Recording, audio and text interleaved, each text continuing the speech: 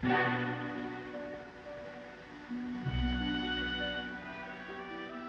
evening, ladies and gentlemen. I'm Ryan Bijan, host of Cowtown Movie Classics, and tonight we are celebrating Halloween with a very special presentation of director Todd Browning's 1931 version of Dracula. This seminal film kicked off the horror craze of the 1930s and stars the likes of Edward Van Sloan, Dwight Frye, and of course, in a star-making performance, Bela Lugosi as the Prince of Darkness. Joining us tonight is prolific film historian. He's the author of the book Lost Horizons, Beneath the Hollywood Sign, and a very good friend, Mr. David Del Valle. How are you doing tonight, David? Oh, wonderful. And it's celebrating the strangest love story ever told. Dracula was released on Valentine's Day in 1930, 31, because it's important to realize that Dracula was before Frankenstein. And it really did open the door for the Gothic revival, which lasted from 1930 to 1936, with, oddly enough, Dracula's daughter. We come in an era in the 30s when a movie was as successful as Dracula. You would naturally think there would be a sequel 5 minutes later.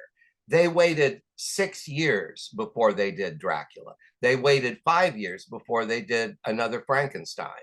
So it wasn't like in the classic pre-code days of the 30s, we did not necessarily rush out and make a sequel, even if the first movie is enormously successful. And Dracula helped, save Universal Pictures. They made more money than anything else they put out. And Universal then became the go-to place for horror from 1930 through 1945. And right up until Abbott and Costello Meet Frankenstein. And it's very important to know that you said it's a star-making performance, which indeed it was for Bela Lugosi, mainly because Lugosi had the same kind of exotic appeal that Rudolph Valentino had in the 20s. A lover that was exotic, foreign, mysterious. They used, the Arabian desert and the sheik in his tent. With Dracula, it was Carpathian Mountains, graveyards, and a Gothic castle in ruin. But both were romantic characters. Women swooned at both of them.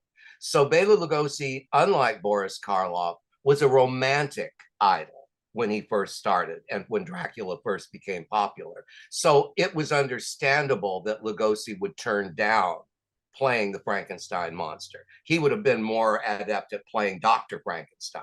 But Lugosi did have that unusual accent, which did kind of limit the kind of roles he did. But a few years later, in 1939, when he plays Igor in Son of Frankenstein, you see what a marvelous actor Lugosi was, how versatile he could be. And I think it's impossible to talk about Dracula without talking about the impact it had on Bela Lugosi. He's buried in the cape from the movie. I mean, he literally took this role to the grave. And for me, it's very important because we're sitting here right now and I'm in Hollywood. As I'm speaking to you, I am 2 blocks from where Bela Lugosi died on Herald Way in 1956. So I live in Lugosi's neighborhood. Every time I go to 7-Eleven, I walk past his apartment. I wonder what it was like for him because he lived there the last 2 years of his life when he had done The Black Sleep, which was released the year he died, which had an all-star cast. The Black Sleep is an interesting curiosity if you're a Lugosi fan or if watching Dracula makes you want to know more about Bela Lugosi. That was one of his last pictures. And he doesn't really have, he plays a mute. It's just, when he had that marvelous voice. But Dracula is such an important movie. And since you're about to watch it, it's not a movie that's going to get more modern as time goes by. I saw this when I was a little boy on television, and it made an enormous impression on me that I've never shaken to this day. And the shadow of Lugosi and his performance of Dracula looms very large in my life and anyone that was touched by it when you're at that age. It's like watching Star Wars when you're 7 or 8 years old. It's beyond criticism. And so Lugosi's performance as Dracula transcends the movie. The movie is slow in places. It's a photographed stage play once they leave the Carpathian Mountains. The first 15 minutes of Dracula are really arresting and it's what holds you. And then it's Lugosi's performance that holds you through the rest of it. So after you've watched it, we can discuss more about the performance, more about the impact of the performance. But just remember, with the opening, with the tune from Swan Lake, this movie literally hypnotized a generation. And it's an important film, and Lugosi is brilliant in it. And I'm just glad we're here in the 21st century celebrating this landmark performance in this historic film. If you're in the audience, please stick around after the film so you can hear the rest of our conversation. Without further ado, from 1931, the original Dracula.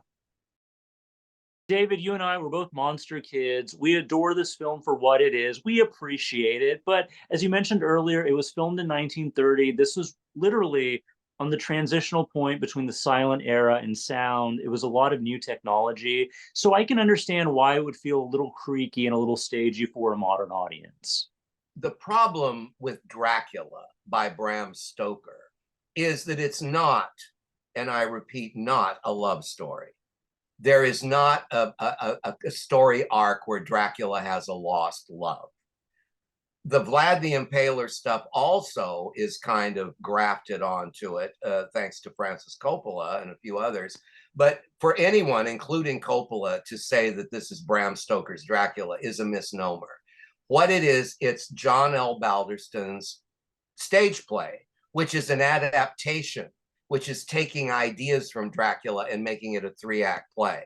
And a 3-act play is just what we watched. But did you notice, everyone, that what was began in the first Dracula was followed in the subsequent Draculas, is that Dracula always plays his own coachman. Every Dracula after this one, the vampire, the coachman is Dracula in disguise. You know what? I'm glad you brought that up, because in all the subsequent films, even in the Spanish Dracula, which we'll get to in a little bit, Dracula covers his face. So we're not supposed to recognize, or Renfield isn't supposed to recognize it's him. As if you could not recognize those eyes. Right. Well, Bela Lugosi shows his whole face, though. He's not covered up. So does Christopher Lee in Count Dracula. In fact, I could name a few others. The difference with the Hammer films, because we should, even though this is Lugosi, we should mention Christopher Lee's Dracula because it's second only to Lugosi. But there is no foreign aspect to it, because Christopher Lee is British to the core. When his first line in The Horror of Dracula is, "I am Dracula, welcome, doody doody do." There's nothing mysterious about it. And Christopher did not see the Lugosi Dracula until years and years later, because he did not want to be, well, as if he could be influenced by it. They're so different, those two men, to be associated with the same role. But Dracula is an interesting movie based on what we know now about Lugosi, and especially Dwight Frye, because the Spanish Dracula suffers and suffers from the lead performances. Renfield and Dracula in the Spanish version do not have the same exotica and mysterious kind of gothic romance that Lugosi and Frye have. Well, let's talk about this a little bit. For the audience who may be unfamiliar, say they're seeing Dracula for the first time, what is the Spanish version? Why does it exist? Well, Universal at that time was making films for both markets. And Lupita Tovar, that was married to Paul Kohner, and Paul Kohner was a big-time agent, always was. And they were making Spanish language versions of their horror films. Cat and the Canary, Dracula, I'm trying to think if the 13th Chair was another one. King of Jazz was done. Bela Lugosi did a Hungarian version of King of Jazz. So what they did with the Spanish Dracula, they shot it on the same sets during the same period of time as the Lugosi Dracula. They just worked at night, and Todd Browning's crew worked in the daytime. But the visual aspect of the Spanish Dracula is far more fluid and modern than Todd Browning. I am completely amazed that Browning's MGM movies with Lon Chaney are so cinematic and so interesting and perverse. And his sound movies are, I mean, Dracula would have been better off had it been directed by Karl Freund. And all the great things visually in Dracula are Karl Freund, who then was given The Mummy. And look at The Mummy is Dracula, if you haven't noticed. It's the same plot, it's the same actors. Edward Van Sloan is in all three: Frankenstein, Dracula, The Mummy, and he functions as the same person. And Imhotep is actually Cagliostro or Dracula. It's just an immortal character who falls in love with a mortal woman. Right. Because And The Mummy is really a love story.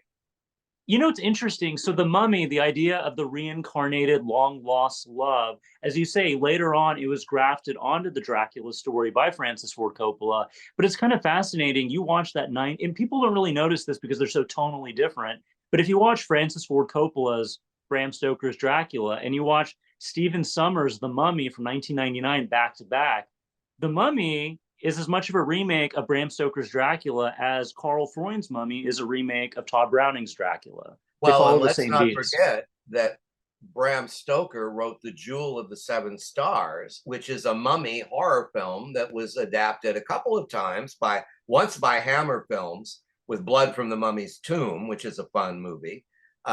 And Lair of the White Worm was tackled by Ken Russell, which is also a vampire movie. But by the time Stoker wrote Lair of the White Worm, he was dying and he had syphilis, and he was dying of a sexual disease.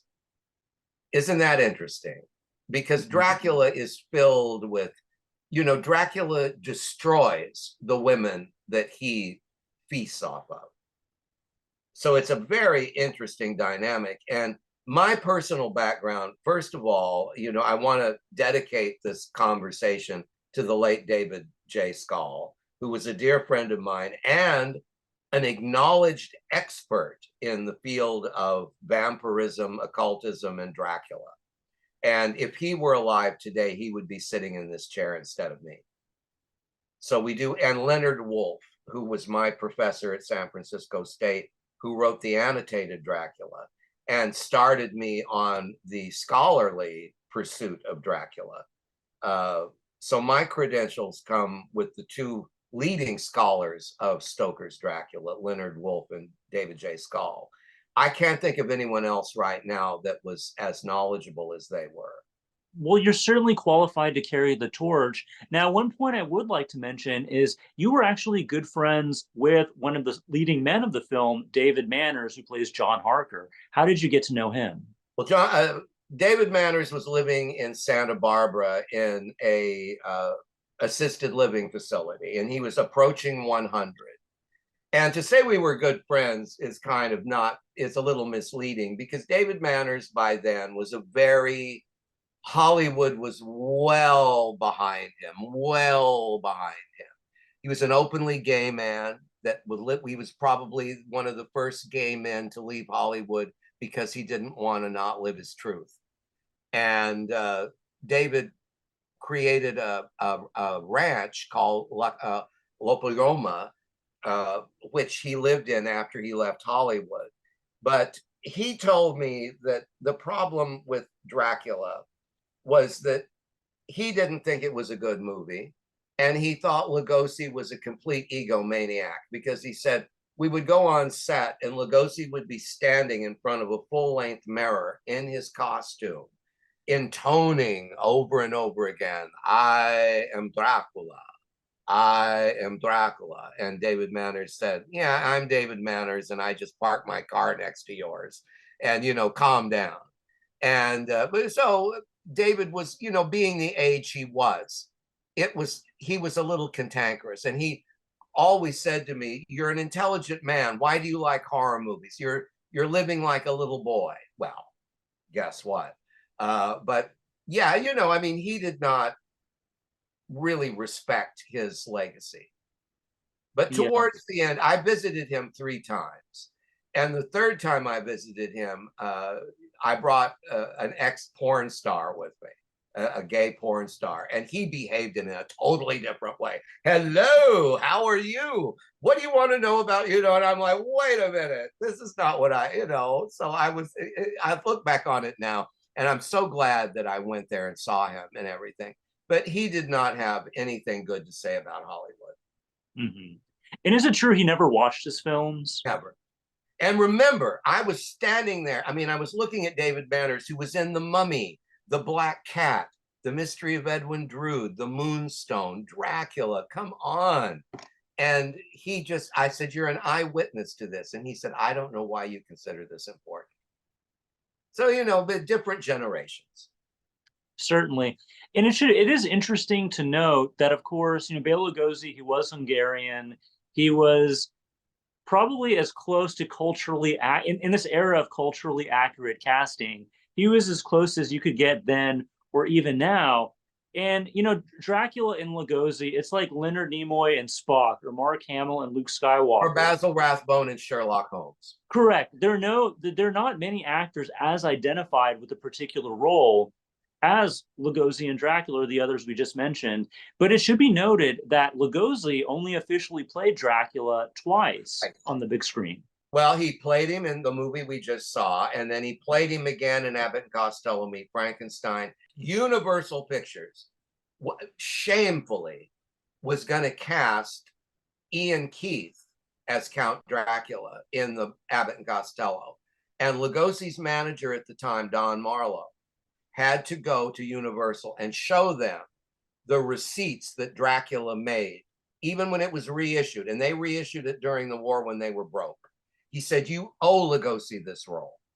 Mm-hmm. And so they cast him. And that was it, but that was not their original intent.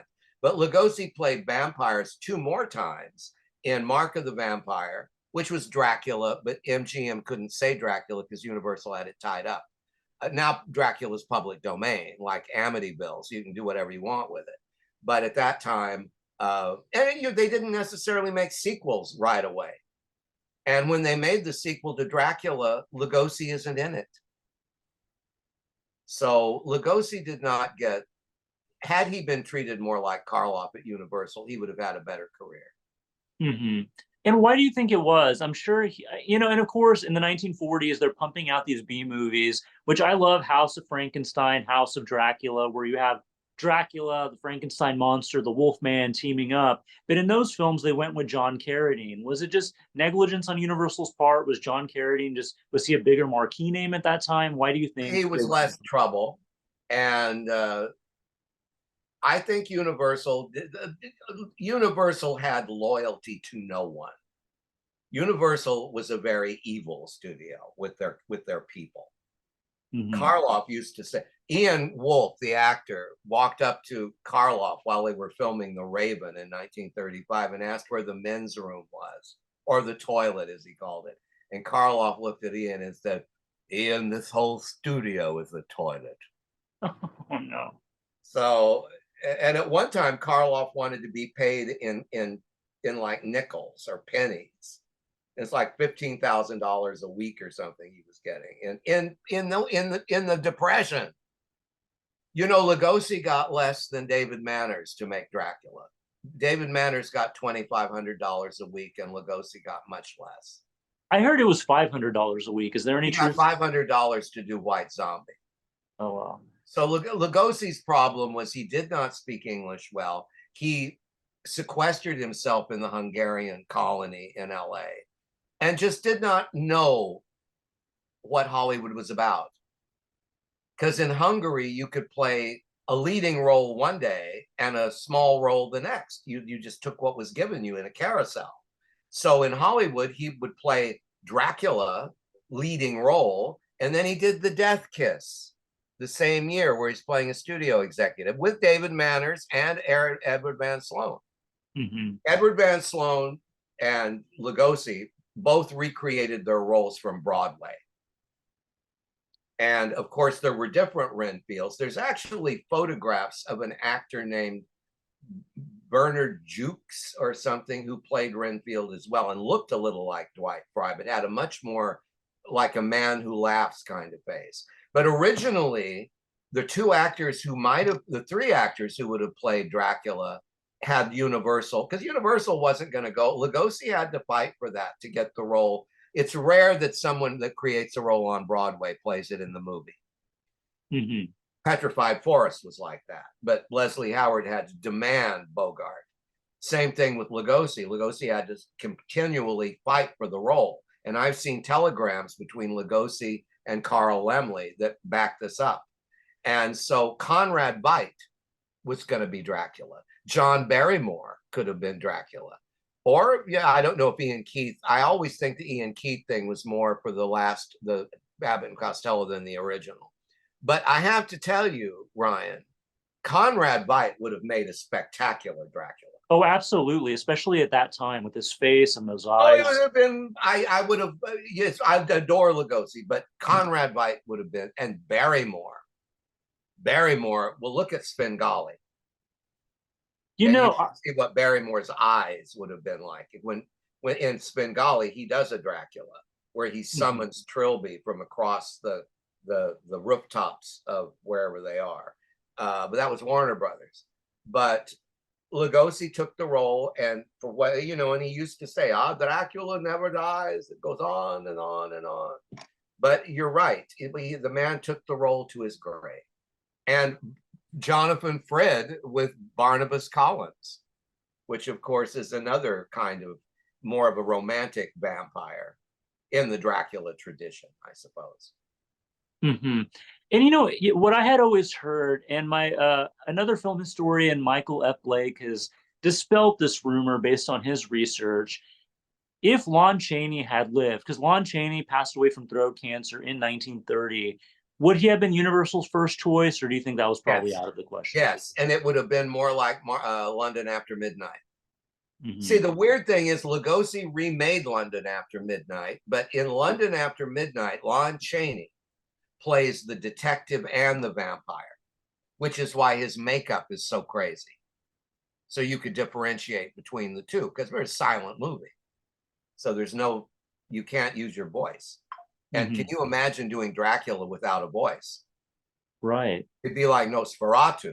And by the way, Nosferatu, there are no less than 3 versions of it coming out right now. So Nosferatu with Max Schreck is the equivalent of Lugosi's Dracula now, because even Salem's Lot is trying to look like Max Schreck. Right. Max And then Schreck may be almost as famous as Lugosi now for playing the Count Orlok.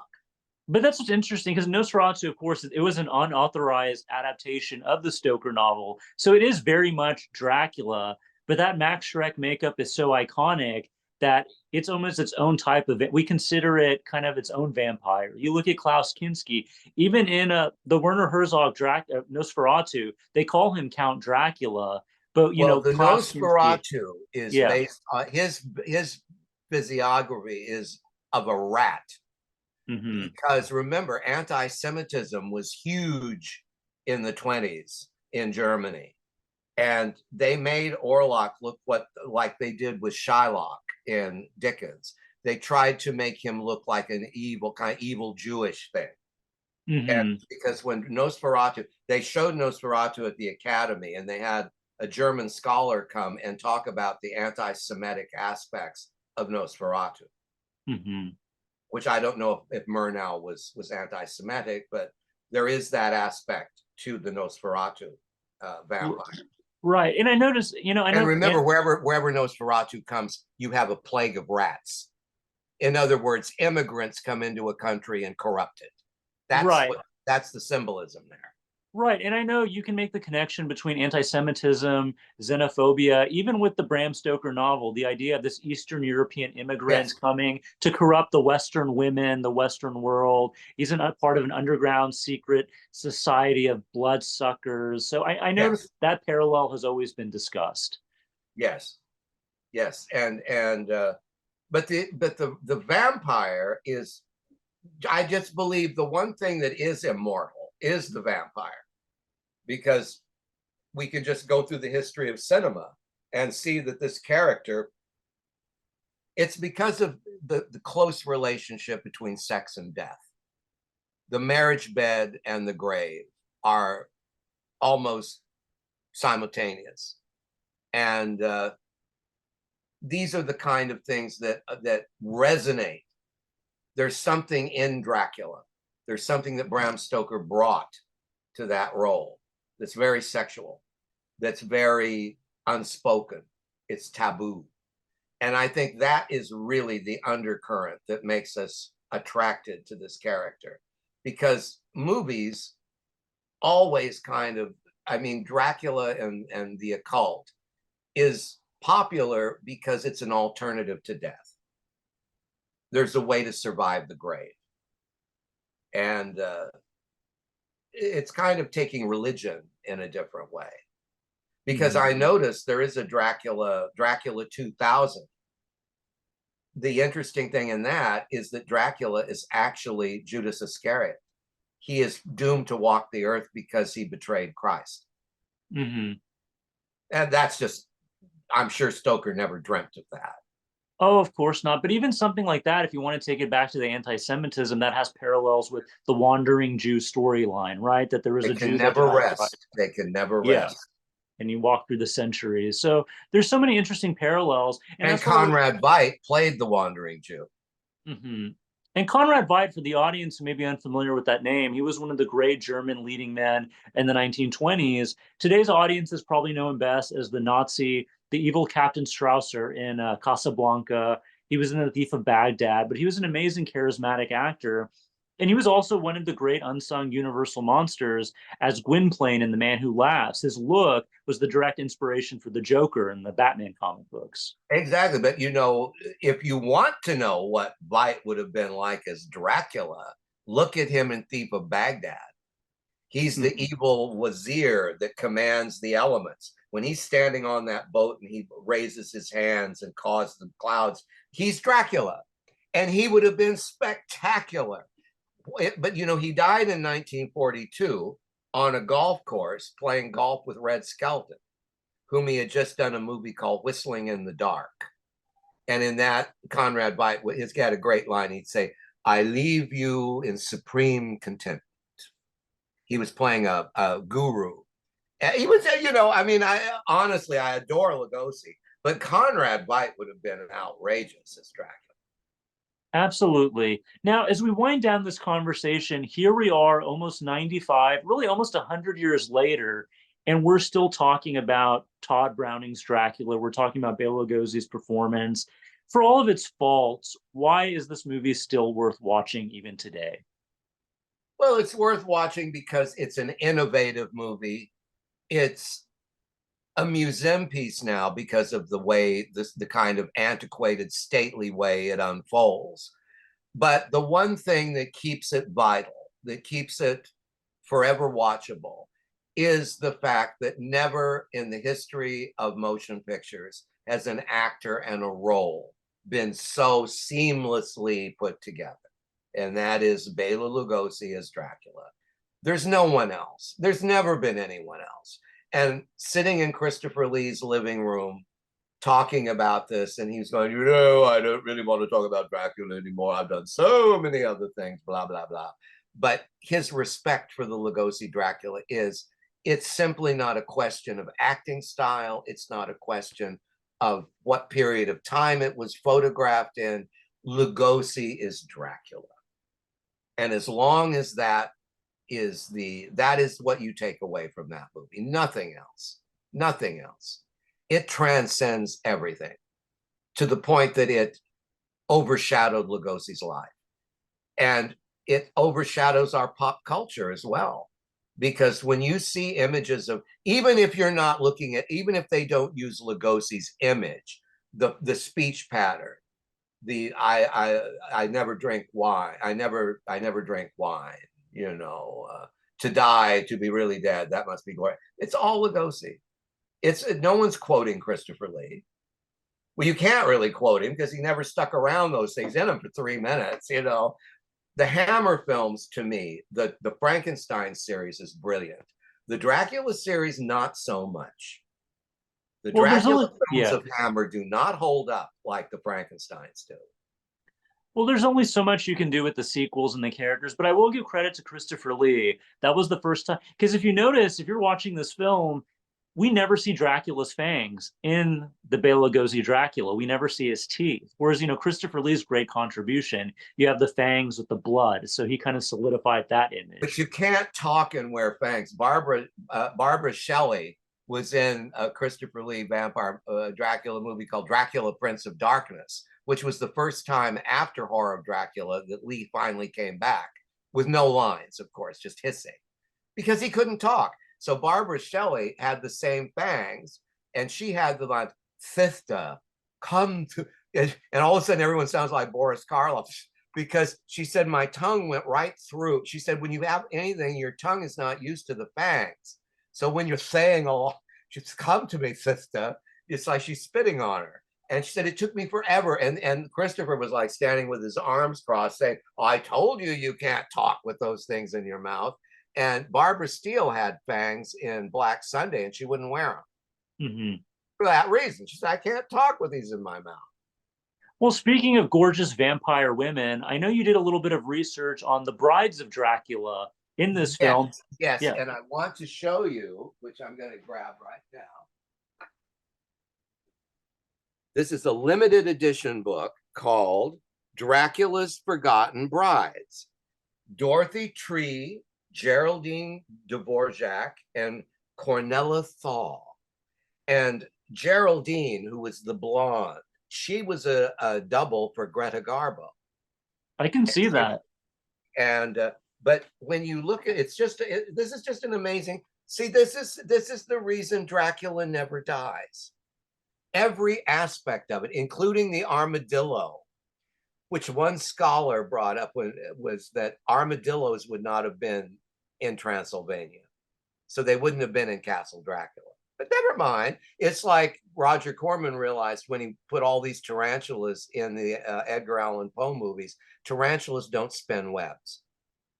So you have all these tarantulas walking around, and they did that in Kingdom of the Spiders. Tarantulas don't spin webs. So you have where did these webs come from? Because the tarantulas didn't spin them. Well, but it's like Hitchcock says, it's only a movie. But I love this. Look at this. And it brings every aspect of these three women. Now they're only on camera for less than 5 minutes, but they make such an impression. Now, of course, the Spanish Dracula, there's not a book on those three ladies. I But want to those know more three about them. ladies, if you look at the Dracula's brides in the Todd Browning, and you look at the Dracula brides in the Carlos Villarreal's, they are wanton, sexual, predatory creatures with their hair. They're completely pre-code. And that's the difference between the two movies. If they had hired a Dracula that wasn't trying to imitate Lugosi, it might have been more interesting. Hmm. You know. Which I believe, firmly, had Lugosi done the Spanish version, we might have a Dracula film that's almost as good as Bride of Frankenstein if you took the best elements of both. Well, this is interesting. Dorothy Tree, that played one of the three brides, also appeared with Boris Karloff in The Mystery of Mr. Wong. So these ladies went on to do Geraldine Dvorak, the beautiful blonde lady, was Barbara's. But look at, the scenes of her getting out of her grave. You don't have to have a lot of screen time to be memorable. Let That's us true. not remember that Anthony Hopkins won an Oscar for 8 minutes of screen time in Hannibal, in Silence of the Lambs.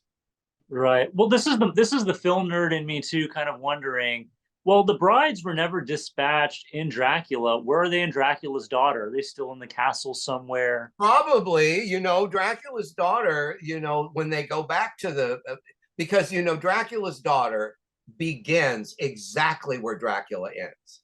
When David Manners and Helen Chandler are ascending the stairs, Van Sloan is downstairs having just put the stake in Dracula. And then that opens. And Van Sloan is accused of murder because, but the thing is, it doesn't make sense. But then what does?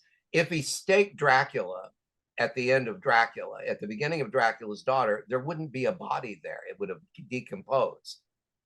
But see, That's the body is left there and then taken to the police station where Dracula's daughter comes to collect it so she can take it out in the woods and do that wonderful scene where she cremates him. All abandon all evil spirits, that Gloria Holden. You want to talk about, and that changed her life too, because I knew Gloria Holden as well. And she did not think the role was anything important.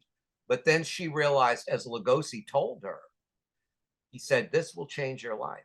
You will never be the same. And she never had anything remotely like that. She never had a leading role like that again. Right. Well, you know me, Dracula's Daughter, it's a film that's very near and dear to my heart. I certainly love it. I find it a more entertaining film than the original Dracula, but I feel like that'll be a story for another day. We definitely have to come back and Oh, talk. definitely. And remember, Yeah. Gloria Holden was related to William Holden. So there is an acting dynasty here too to talk about. Oh wow, really? I did not know that. So I there's a know you lot did. to. I discovered that recently myself. But now that they're putting books out on the brides, there's no aspect of there'll be a book about the armadillo. There'll be a book about the beetle that comes in there, and I've actually seen the three bats that float in the alcove at the beginning. I've seen them. Oh, They were in the basement of the Museum of Natural History here in LA, along with Karloff's things that he holds in the mummy. I've actually held these things in my hand. oh, that's exciting. So you've worn Cleopatra's crown and you've heard Karloff's. I've worn and the Queen of Sheba's crown. I've done it all. I've even worn. Oh God, in Madam Satan. I've worn Madam Satan's cloak, and I'm so short. I look like Bud Abbott in that thing. It's one thing. If you're going to be a vampire, Lee and Lugosi both, you have to be tall. Mm-hmm. In the movie, Uncle was a vampire, which Lee did right after Horror of Dracula. He went to Italy and he played, like Lugosi would do, but he was Count something else. And his relative, who's a cousin, is short and stocky. So when he vampirizes him and puts him in a cape with fangs, he looks silly. It would be like Bud Abbott. It would be, or Lou Costello being a vampire. It's all trickery, but David, you've certainly lived a remarkable life. Do you have any closing thoughts on the Dracula franchise in general? Well, as far as I'm concerned, I'm looking forward to the next adaptation of Dracula, because I can say after 75 years of Dracula on film, we have never had the complete novel to film. And now that everyone is doing, these 9-hour binge-worthy TV series, that's what Dracula should be. It should be like 6 hours. Do it right. Do it in the manner of I don't know how boring that would be, because Dracula, the novel, is chapters in a diary. It's a series of tableaus in a diary. So it really doesn't lend itself to making a movie. But we have so much rich, subtext to the vampire myth now, that I'm waiting for the real, I would like to see someone take the kind of passion that Coppola did with his Megalopolis and do that to Dracula, Well, who knows? Maybe Robert Eggers' Nosferatu might have something fresh and bring Don't something. hold your breath. I've seen the trailer. I don't know. Yeah. Right. I hate to be, I would love it if all these movies were fabulous, but unfortunately, that's not always the case. That's true. Well, David Del Valle, as always, thank you so much for your time. Well, thank you for having me. Just remember, Dracula lives forever. That's right. And if you're in the audience, I want to wish you a very happy and safe Halloween. Once again, my name is Ryan Bijan. We'll see you next time.